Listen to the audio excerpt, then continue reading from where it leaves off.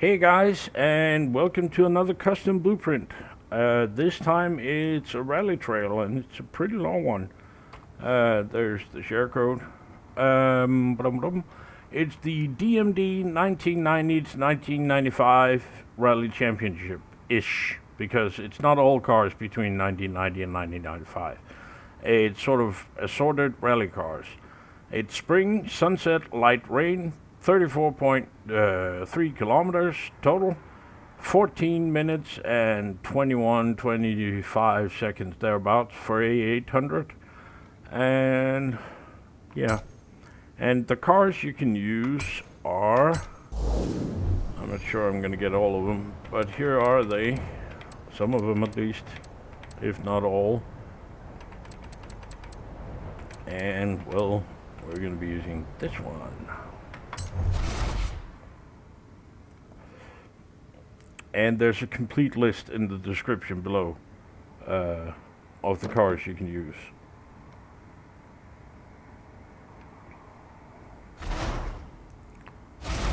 That's a lot of lights.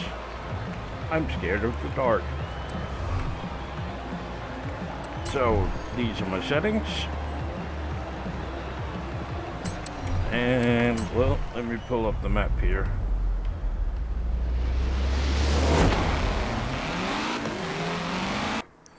So we start up here, go down the mountain, up here, through there, little funky business there, along this road, then up through the forest, up here, and around, up around the windmills, down through the forest again, up through the quarry, and then end here. So, easy. Everybody got that memorized? Cool, here we go.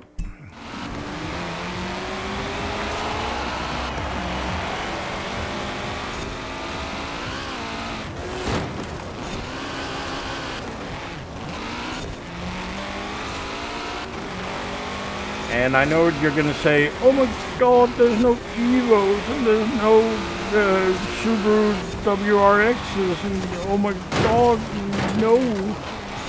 And I know, but they weren't really invented in the early 90s. I think it was, I was looking at the championship standings for, I think I went with 90, 91, 93, 4, something like that. And then I picked the cars that were closest to it. Because, well, you're immediately going to scream about, oh my god, that Sierra. That's an 80s car. Yep, because we don't have the Sierra 4x4 that was actually in the Rally Championship those years. So I picked that one. Just like we don't have the Golf G60 Rallye, I think it was called, something like that. So I used the 92 GTI 16 valve Mark II.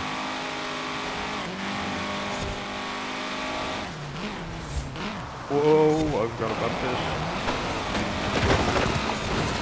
Rather brilliant. I make the track, then I forget all about the route. I've even driven this like 3 times now. Then I forget all about the route, then I start making the video. Brilliant.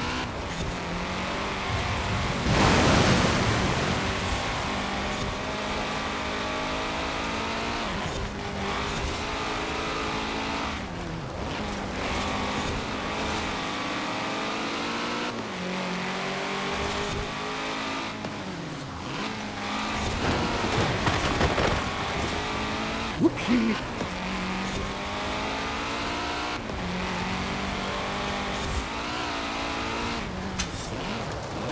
That was not dive bombing at all. And yes, I'm gonna keep making fun of that in case you're wondering.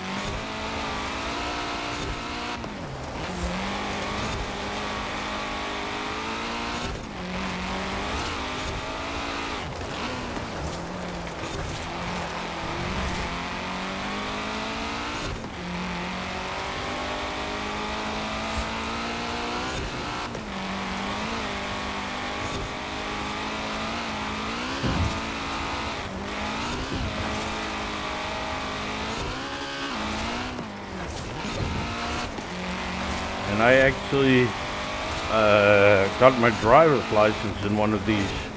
Not this one, not the four-wheel drive RC, whatever it's called, but the same body shape. Just a, I think it was a 1.8 two-wheel drive thingy with huge spoilers on the rear and shit. And yes, that was quite a while ago. I know.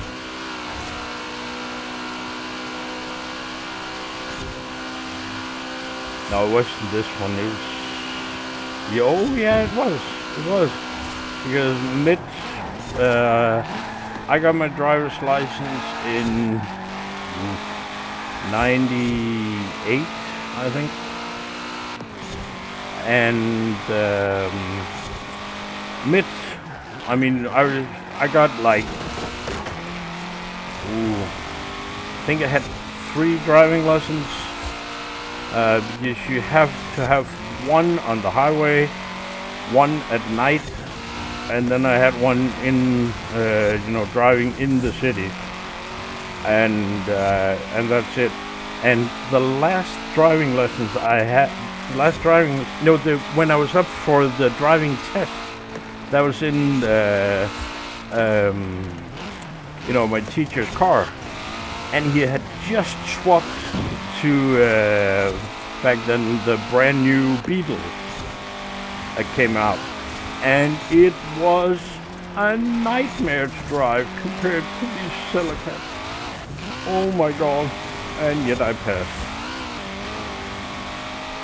with flying colors. But to be fair, I'd been driving.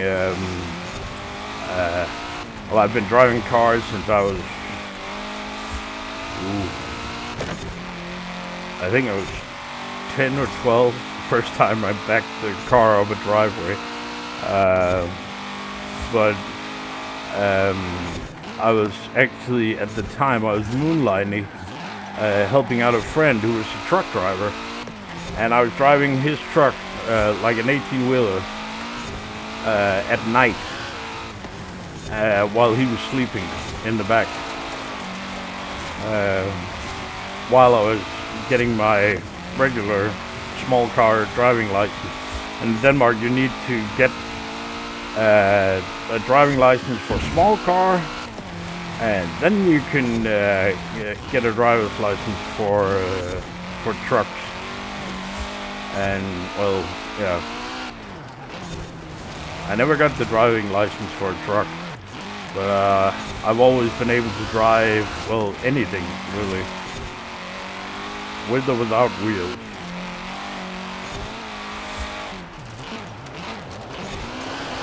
The only thing I ever struggled driving was a Citroen 2CV.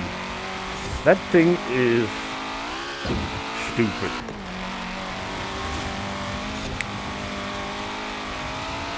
It's got a thing called, directly translated, it's called umbrella gears, where sticking out of the dashboard, you got sort of the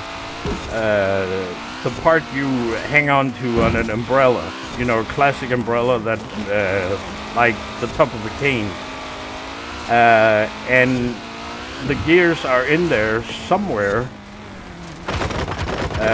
And I'm not sure anybody knows where exactly. Not even Citroen, and they made the damn thing. It's pretty easy to find the 4 gears going forward, because, well, there are 4 of those and then a reverse. So finding one that goes forward is a high probability of finding one of those. But finding the reverse gear in an old beat-up 2CV is interesting. To this day, I will swear to God, there is no reverse gear in 2CV. I can promise you. And I was laughing stock at the garage I was working at, because I think we put a new exhaust on it, and I was told to drive it out so we can get a new car in. And yeah, it took a while to get it moving. Shitty car.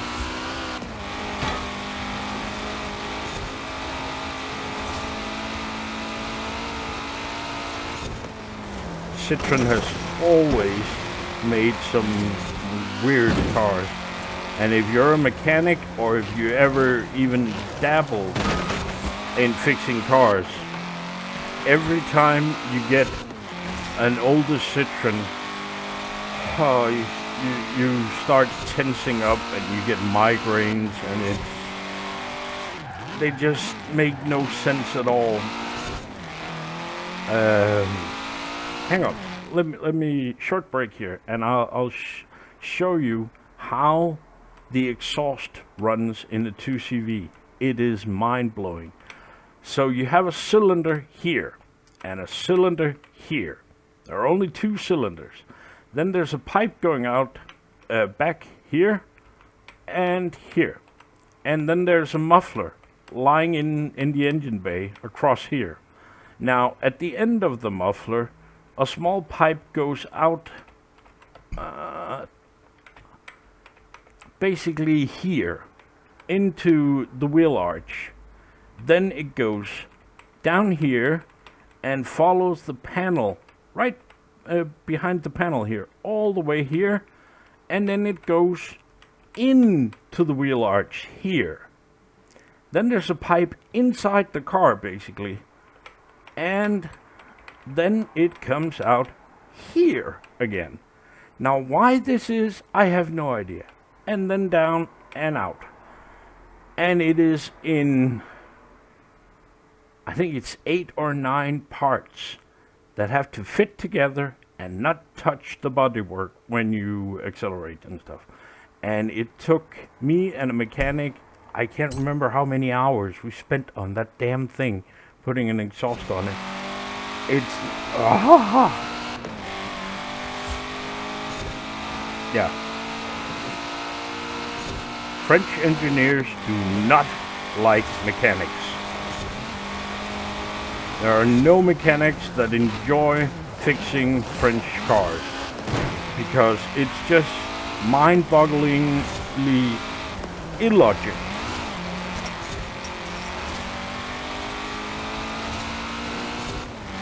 I also helped to swap a clutch on a, I can't even remember what the hell it's called. It's like a big executive Citroen, an old one. I think it's called 3000 or something like that. And to swap a clutch on that, it's of course front wheel drive. To swap a clutch on it, you have to take out the gearbox.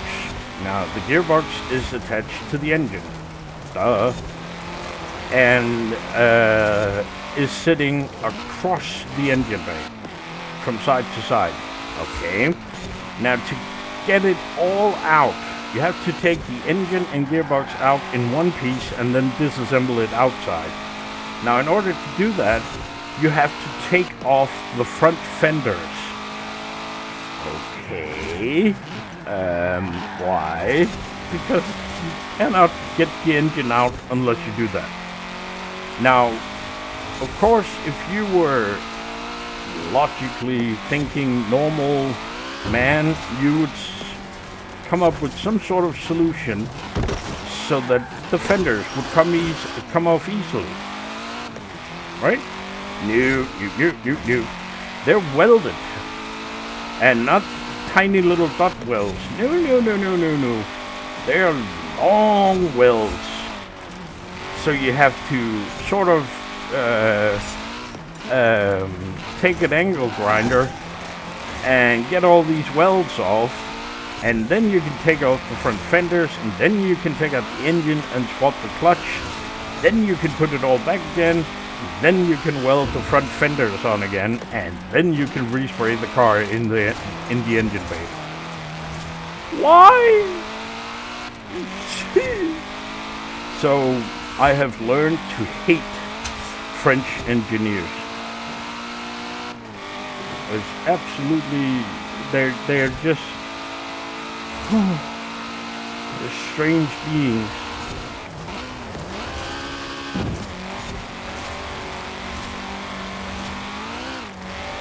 It was called the Citroen CX, I think.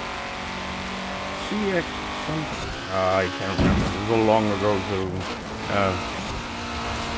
I was like 17 or 18 at the time. So it's many, many, many moons ago.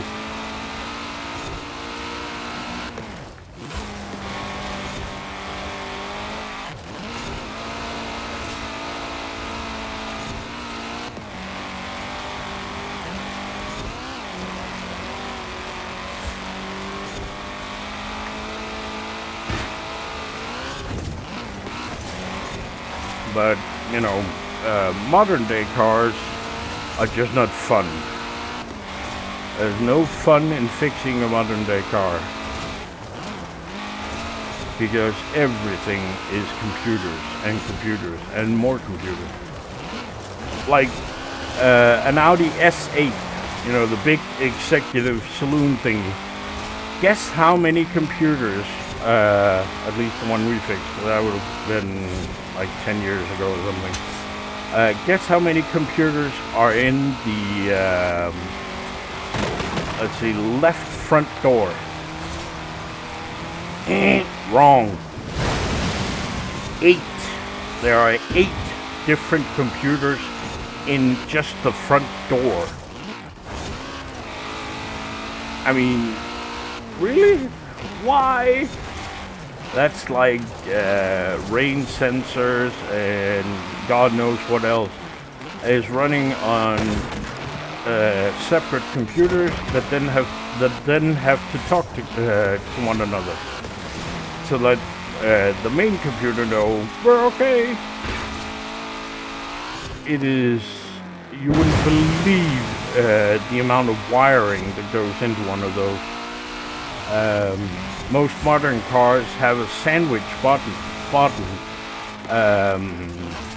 where there's sort of a hollow space between, you know, where you put your feet and what you could see under the car. And inside there is spaghetti. Not fun. Yay, and here we are. And across the line. Whee!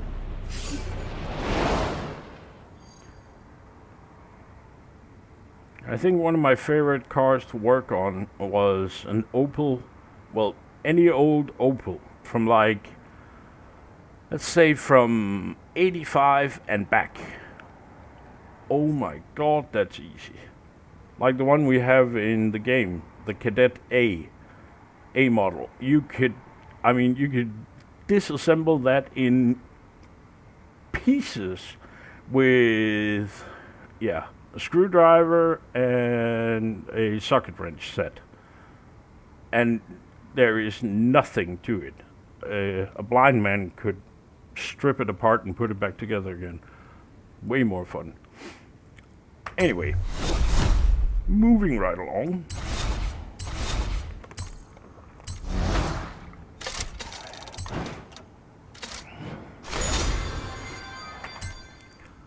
So,